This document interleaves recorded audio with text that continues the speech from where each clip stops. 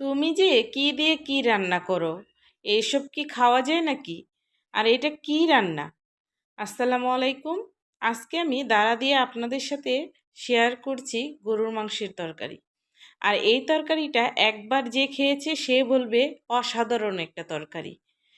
তো আমি প্রথমে তেল নিয়েছি, আর পেঁয়াজ দিলাম পরিমাণ মতন, দারচিনি এলাচ দিয়েছি। এখন তেলে ভেজে নিব আমি। আর এই তরকারিটা যে খাননে একবার হলো বাসায় খাবেন। এখানে আমি আদা ও রসুন আগে থেকে বেটে রেখেছিলাম, দিয়ে দিলাম পেঁয়াজের সাথে। এখন তেলে ভেজে নিব এটা। আদা রসুন বাটাটা একটু ভেজে নিলে খেতে ভালো লাগে বেশি।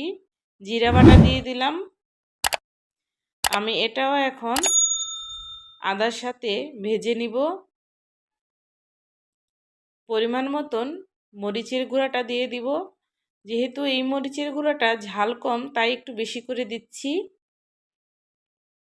হলুদের গুঁড়া পরিমাণ মতন দিব।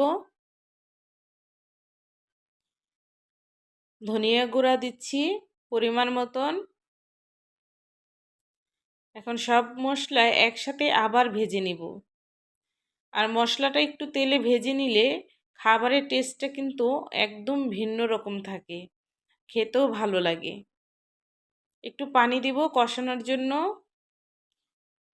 আর স্বাদ বাড়ানোর জন্য লবণটা আমি এখনই দিয়ে দিচ্ছি।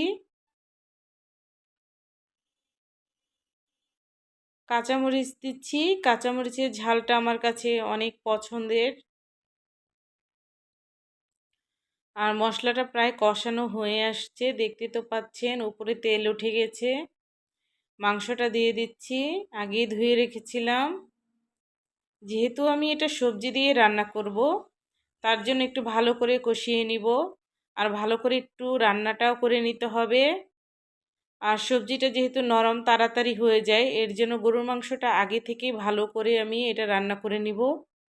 ঢাকনা দিয়ে একটু ঢেকে দিয়েছিলাম, আবার নেড়ে দিচ্ছি।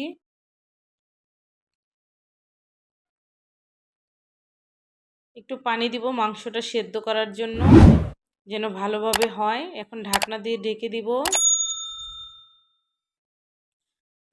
পানিটা শুকানোর পর দেখতে তো পাচ্ছেন এরকম হয়েছে। আর মাংসটাও রান্না হয়ে গেছে। এখন আমি এখানে দাঁড়া দিয়ে দিব। আর গরুর মাংস দিয়ে দাঁড়ার এই তরকারিটা খেতে কিন্তু অনেক ভালো লাগে। সাথে কয়েকটা আলুও দিয়েছি। আর দাঁড়াটা একটু মোটা হলে বেশি ভালো হয়, খেতেও ভালো লাগে। এই দাঁড়া তরকারিটা আমি বিভিন্ন অঞ্চলের মানুষকে খেতে দেখেছি, শুনেছি।